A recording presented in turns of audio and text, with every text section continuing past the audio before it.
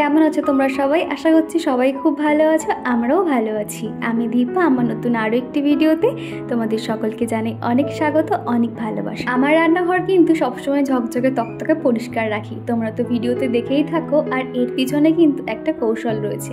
প্রত্যেক দিন আমরা যদি সাধারণ কাজকর্মের সাথে এই হ্যাবিটগুলো মেনে চলি, তাহলে কিন্তু খুব একটা সময় দিতে হয় না রান্নাঘর পরিষ্কার করার জন্য। প্রতিদিনের কিছু হ্যাবিট আমরা প্রতিদিন যদি একটু ফলো করতে পারি, তাহলে কিন্তু রান্নাঘর সবসময় পরিষ্কার পরিচ্ছন্ন থাকে।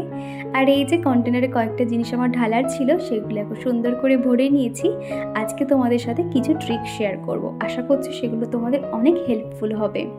তো এদিকে তো দেখলে আমি প্রত্যেকটা জিনিস কিন্তু ঢেলে নিয়েছি। আর চিনি দেখবে, চিনি কি করেছি, ওই যে ঢাকনাটা রয়েছে না, ওটা ঢাকনা দেওয়ার আগে একটা প্লাস্টিক দিয়ে রেখেছি, যাতে প্যাচটা পুরো টাইটভাবে বসে আর কোনো রকম পিঁপড়ে বা হাওয়া বাতাস না ঢুকতে পারে। এতে কিন্তু চিনিটা একদম ঝরঝরে থাকবে, ওই যেমন ধরো একটু জল জল ভাব হয়ে যায়, সেটা কিন্তু আর হবে না। আর এদিকে দেখো প্রত্যেকটা কন্টেনার কিন্তু আমি নামিয়ে পরিষ্কার করে নিচ্ছি। তোমরা আমার দু একটা আগের ভ্লগে খেয়াল করে থাকবে, সেখানে কিন্তু আমি একটা বাড়িতে লিকুইড বানিয়েছিলাম, সেটা দিয়ে কিন্তু প্রত্যেকটা জিনিস আমি পরিষ্কার করি। তো এখানে লিকুইড হিসেবে আমি ব্যবহার করেছি খাবার সোডা, ডিটারজেন্ট পাউডার আর একটু ভিম লিকুইড নিয়েছি। নিয়ে দেখো আমি প্রত্যেকটা কন্টেনার খুব ভালো করে মুছে নিচ্ছি। এমনকি যে সেলফ কাউন্টারটা ছিল, সেটাও কিন্তু আমি ওই লিকুইডটা দিয়ে পরিষ্কার করে নিয়েছি। এটা এত ভালো বন্ধুরা, তোমাদেরকে রিকোয়েস্ট করব তোমরা বাড়িতে একবার এটা বানিয়ে দেখো। বেশি কিছু নয়, সামান্য ভিম জেল আর একটু বেকিং সোডা দিলেই এই দুটো যথেষ্ট। এরকম একটা যে কোনো স্প্রে বোতলে নিয়ে নিয়ে কিন্তু প্রত্যেকটা জিনিস, তোমার গ্যাস ওভেন বলো, সেলফ কাউন্টার বলো, প্রত্যেকটা কন্টেনার খুব ভালো করে কিন্তু তোমরা পরিষ্কার করে নিতে পারবে। তো এদিকে দেখো প্রত্যেকটা কিন্তু ডিব্বা আমার ভালো করে পরিষ্কার করা হয়ে গেছে। তো যেটা যেখানে ছিল জায়গায় এখন রেখে দিচ্ছি। আর এই যে সেলফ কাউন্টারটা দেখছো, এটা কিন্তু সবসময় পরিষ্কার করার সময় পাই না। আমি একটা ডেট ফিক্সড করে নিয়েছি, ওই ধরো মাসে একটা দিন আমি সমস্ত কন্টেনার নামিয়ে পরিষ্কার করে নিই। আর আগের সপ্তাহে সেটার আমার ডেট ছিল, কিন্তু তখন না করতে পারিনি। এত পরিমাণে গরম শুরু হয়েছে, এগুলো যে নামিয়ে পরিষ্কার করে আবার গোছাবো, সেই সাহসটা আর হচ্ছিল না। কিন্তু এই জিনিসগুলো যদি আমরা ফেলে রাখি, তাহলে আমাদেরই কিন্তু ভুগতে হবে। সেই জন্য ভাবলাম যাই হোক, আমাকে এটা আজকে পরিষ্কার করতেই হবে। তো দেখলে তো খুব একটা কিন্তু ময়লা একদমই হয়নি, হালকা হাতে পরিষ্কার করে নিয়ে সেগুলো সুন্দর করে গুছিয়ে নিয়েছি। তো দেখো প্রত্যেকটা কন্টেনার পরিষ্কার হয়ে গেছে। আমরা যদি একটু এরকম একটু নিজেদের অভ্যেসগুলো একটু চেঞ্জ করি, তাহলে কিন্তু দেখবে প্রত্যেকটা জিনিস পরিপাটি থাকবে এবং একসঙ্গে অত বেশি ময়লা পরিষ্কার করতে হবে না। আর এদিকে দেখবে আমরা ভাত করার সময় কিংবা দুধ যখন ফোটাই, এরকম কিন্তু গ্যাস কাউন্টার নোংরা হয়ে যায়। সেক্ষেত্রে যদি এরকম একটা প্লেট, ধরো যেগুলো আমরা ব্যবহার করি না, সেরকম একটা প্লেট যদি দিয়ে রাখি, তাহলে কিন্তু গ্যাস কাউন্টার একদম ময়লা হবে না। এবং কি হয়, সেই জলটা কিন্তু আস্তে আস্তে নিচের দিকে বেয়ে পড়ে যায় এবং চারিদিকে জল জল হয়ে যায়, সেটাও কিন্তু হবে না। খুব সহজে কিন্তু আমরা পরিষ্কার করে নিতে পারবো। তোমরা চাইলে এখানে স্টিলের যে কোনো প্লেটও রাখতে পারো। তো তারপরে দেখা, এই যে রান্নাবান্না হয়ে যাওয়ার পরে এরকম একটা দেখবে গ্যাসটার অবস্থা হয়ে যায়, চারিদিকে তেল ছিটকে পড়ে, তেল চিটচিটে ভাব হয়ে যায়। সেক্ষেত্রে কিন্তু এই লিকুইডটা তোমরা স্প্রে করে একটা শুকনো কাপড় দিয়ে ভালো করে মুছে নেবে। তো দেখো কত সুন্দর পরিষ্কার হয়ে গেল, একদম ঝকঝকে তকতকে। কোনো রকম জল ফল কিচ্ছু ব্যবহার করতে হলো না, শুধুমাত্র এটা দিয়েই কিন্তু সুন্দর করে মুছে নিয়েছি। এই জিনিসগুলো ফলো করলে কিন্তু আমাদের রান্নাঘরের কাজ অনেকটাই সহজ হয়ে যায়। আমার মতন যাদের এরকম কিচেন রয়েছে, মানে কোনো রকম চিমনি নেই, সেক্ষেত্রে কিন্তু তাদের প্রত্যেক দিন কিন্তু এরকম তেল চিটচিটে পরিষ্কার করা অনেকটাই মুশকিল হয়ে যায়। সেই জন্য কিন্তু বুদ্ধি খাটিয়ে এরকম একটা লিকুইড তোমরা সহজেই বানিয়ে নিতে পারবে। সেটা তো আগে বলে দিলাম কি করে বানাবে। তো দেখো সেই স্প্রেটা দিয়ে কিন্তু এই যে প্লেটটা দেখছো, আমি DIY এর কাজ করেছিলাম, সেটাও কিন্তু সুন্দর করে মুছে নিয়েছি। নিয়ে যে তেলের জারগুলো মুছে নিচ্ছি। আর এই যে তেল যখন আমরা ঢেলে রান্না করি, তখন কিন্তু গা বেয়ে তেল পড়তে থাকে, আর সেই নিচের জায়গাটাও কিন্তু তেল তেল হয়ে থাকে। সেই জন্য প্রতিদিন রান্নার শেষে একটা শুকনো কাপড় দিয়ে আর ওই স্প্রেটা দিয়ে কিন্তু মুছে নিচ্ছি। দেখো, তো তার কারণে কিন্তু প্রত্যেকটা জিনিস পরিষ্কার থাকে। আর সেই জন্য কিন্তু তোমরা সবসময় দেখে থাকো আমার রান্নাঘর এতটাই পরিষ্কার টিপটপ। তো নিচে এখন একটা টিস্যু পেপার রেখে দিলাম, কেননা এই যে জারের নিচে তো তেল থেকে যায়, সেগুলো কিন্তু এই টিস্যু পেপারটা খুব ভালোভাবে অ্যাবজর্ব করে নেয়। তো তারপরে বাস্কেটটাও কিন্তু একইভাবে পরিষ্কার করে নেব। তোমরা কিন্তু আমার এই রান্নাঘরটাকে খুব পছন্দ করো এবং অনেকেই কমেন্ট করে বলো বলো যে আমার রান্নাঘরটা খুব সুন্দর এবং খুব গোছানো, টিপটপ। প্রত্যেকটা জিনিস তোমরা বেশ পছন্দ করো। আসলে প্রত্যেকটা জিনিস টিপটপভাবে করতে এতটাই হ্যাবিট হয়ে গেছি, যখন যেটা কোথাও একটু ময়লা দেখে থাকি না, সাথে সাথেই কিন্তু সেটা পরিষ্কার করে নিই। সেগুলো যে জমিয়ে রাখবো মাসের শেষে পরিষ্কার করব, এই জিনিসটা কিন্তু একদমই করি না। আমার হাতে কিন্তু অত সময় নেই, সেই জন্য না প্রত্যেক দিন কাজের ফাঁকে কিন্তু এই কাজগুলো করে নিই। তাতে কিন্তু অনেকটাই নিজেরাই সময় পাই।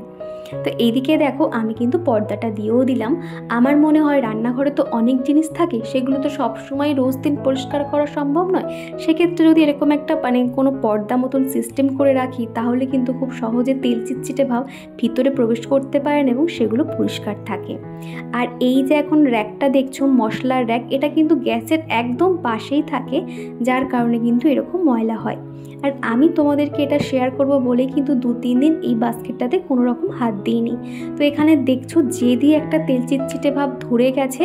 তো এখানে কিন্তু কিছুই না, আমি কিন্তু শুধুমাত্র স্প্রেটা করে এরকম একটা সুতির কাপড় দিয়ে মুছে নিচ্ছি। তোমরা নিজেরাই এখানে রেজাল্ট দেখতে পারবে, সহজেই কিন্তু দেখো একদম উঠে আসবে। কেমন কালো হয়ে গেছে তো দেখো, একটু পরেই দেখবে একদম দেখো ঝকঝকে তকতকে হয়ে গেছে। তো তোমরা দেখতে পেলে কতটা পরিষ্কার হয়ে গেছে। আর এটা যেহেতু হালকা কালার, একটুতে কিন্তু ময়লা পড়লে চোখে পড়ে আর দেখতে কিন্তু খুবই বাজে লাগে। তো দেখো প্রত্যেকটা র্যাক কিন্তু এইভাবে সুন্দর করে পরিষ্কার করে নিয়েছি। হালকা মুছতেই কিন্তু এতটাই পরিষ্কার হয়ে গেছে যে জিনিসপত্র সমস্ত নামিয়ে যে পরিষ্কার করব এটার কিন্তু আর প্রয়োজন পড়েনি, হালকা হাতেই করে নিতে পেরেছি। তারপরে যেটা যেখানে থাকে সুন্দর করে গুছিয়ে নিয়েছি। রান্নাঘর সবসময় টিপটপ পরিষ্কার পরিচ্ছন্ন রাখতে গেলে যেটা আমাদের মাথায় রাখতে হবে, তখনকার বাসন কিন্তু আমাদের তখনই মেজে নিতে হবে। ওই যে বাসন একটার পর একটা রেখে দেবো এবং একসঙ্গে মাজবো, এটা যদি ভাবতে থাকি তো তাহলে কিন্তু সিঙ্ক এরিয়া পুরো বাসন ভর্তি হয়ে থাকবে এবং মাজতেও সেটা ইচ্ছে করবে না, আর অনেকটা সময় সাপেক্ষর ব্যাপার হয়ে যায়। রান্নাঘরে এসে যদি দেখি যে রান্নাঘর পরিষ্কার পরিচ্ছন্ন রয়েছে এবং সিঙ্ক এরিয়া পুরো ফাঁকা রয়েছে, সেক্ষেত্রে কিন্তু একটা রান্না করার যে একটা এনার্জি কিংবা ইচ্ছে সেটা কিন্তু হয়। তো রান্না শেষে কিন্তু এইভাবে কিন্তু সিঙ্ক এরিয়াটাও কিন্তু সুন্দর করে স্কচ ব্রাইট দিয়ে মেজে নিচ্ছি।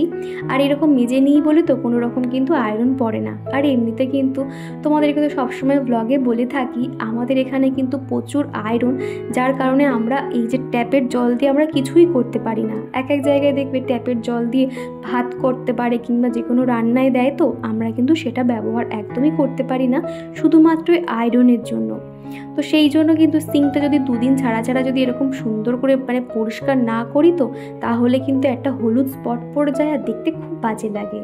তোমরা চাইলে এখানে পাতিলেবুও কিন্তু সিঙ্কে লাগিয়ে রাখতে পারো, সেক্ষেত্রে কিন্তু সিঙ্ক আরও চকচকে করে। তো এই মুহূর্তে লেবু ছিল না বলে সেটা আর দেখাতে পারলাম না।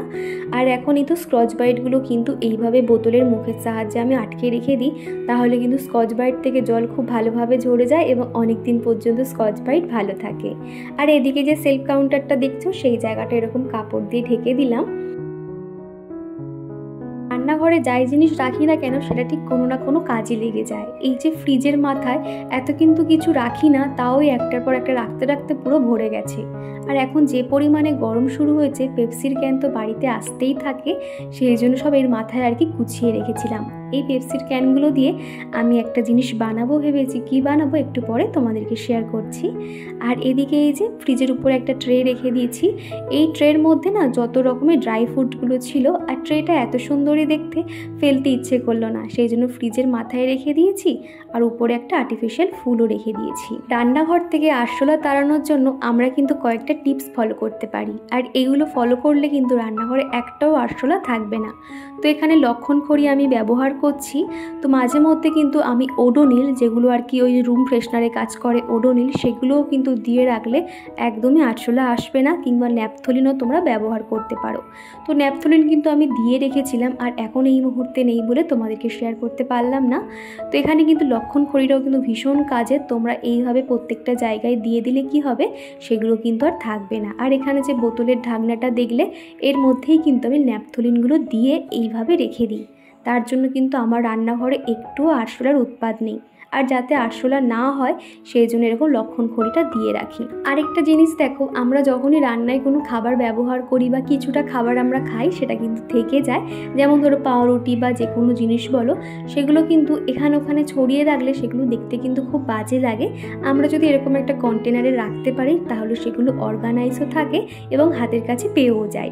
যে কোনো জিনিস আমরা কন্টেনারে রিফিল করার পর কিন্তু সেগুলো অবশিষ্ট থাকবেই, আর সেইগুলো এইভাবে গুছিয়ে রাখলে কিন্তু আমরা আবার সেটা ঢেলে নিতে পারবো এবং আমরা কাজেও লাগিয়ে নিতে পারবো। তো এগুলো এখন সুন্দর করে গুছিয়ে রাখলাম, একটা গুড হ্যাবিটও হলো, বেশ ভালোও লাগে প্রত্যেকটা জিনিস গোছানো থাকলে।